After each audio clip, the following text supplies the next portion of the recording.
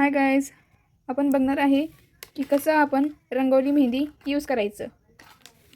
आता आपलं प्रोसेस आहे. फर्स्ट थिंग आपण घेतलं आहे रंगोली मेहंदी. सेकंड आपण उबललेली चहापत्ती आणि त्याच्यामध्ये मिक्स करायसाठी आपण घेतलं आहे ब्रू कॉफी पावडर. आता आपण स्टेप बाय स्टेप मिक्स करूया. फर्स्ट आपण घेतलं आहे रंगोली मेहंदी. जेवढी आपल्याला लागणार आपण तेवढी घेऊ शकता. मग मला सर्व लागणार आहे, मी सर्वच घालणार.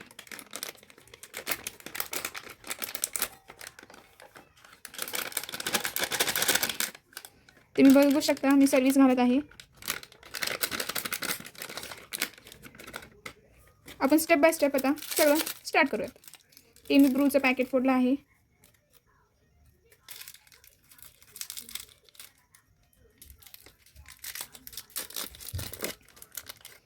हे पण सर्व घालूयात. आता थोडं थोडं डिकॉशन घालून मिक्स करूयात. जसं आपल्याला बेटर लागणार आहे आपण तसं घालून मिक्स करू शकता.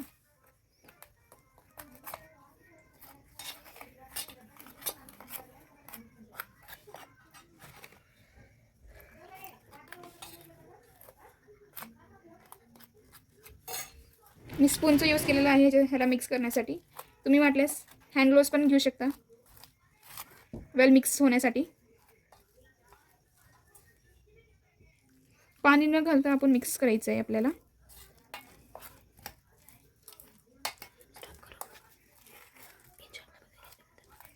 स्टेप बाय स्टेप बघायचं. कलर पण येऊ लागला आहे. थोडंसं अजून आपण घालून मिक्स करूया. मी घातलं आहे आता पूर्ण, कारण आता त्याला तेवढंच लागणार आहे.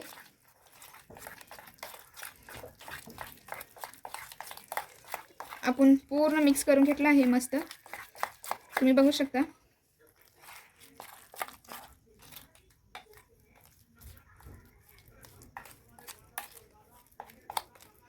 आता हे आज रात्रभर भिजणार आहे. मग आपण उद्या सकाळी लावून घ्यायचं आणि ते लावून घ्यायचं स्टेपर मी दाखवणार पुढच्या ब्लॉगमध्ये. थँक्यू. आता मेहंदी पूर्णपणे भिजली आहे. मग आपण ह्याच्यामध्ये मिक्स करणार बीटरूटचं ज्यूस. कारण हे बीटरूटचं ज्यूस आपल्या हेअर्सला शायनिंग आणि जास्त कलरफुल बनवतो. जेवढं आपल्याला लागणार आपण तेवढंच घालू शकतो. जास्त पातळ पण नाही आणि जास्त घट्ट पण नाही, मीडियम प्रकाराने ठेवायचं आहे. मग आपण मिक्स केलेलं आहे प्रॉपर. तुम्ही बघू शकता कलर ह्याचं चेंज झालेला आहे. अजून मी थोडं ॲड करत आहे कारण मला जास्तच बर्गंडी कलर करायचा आहे. आता हे वेल मिक्स झालेलं आहे. आता बघूया सकाळी कसं होतं काय नाही लावून घेताना. थँक्यू.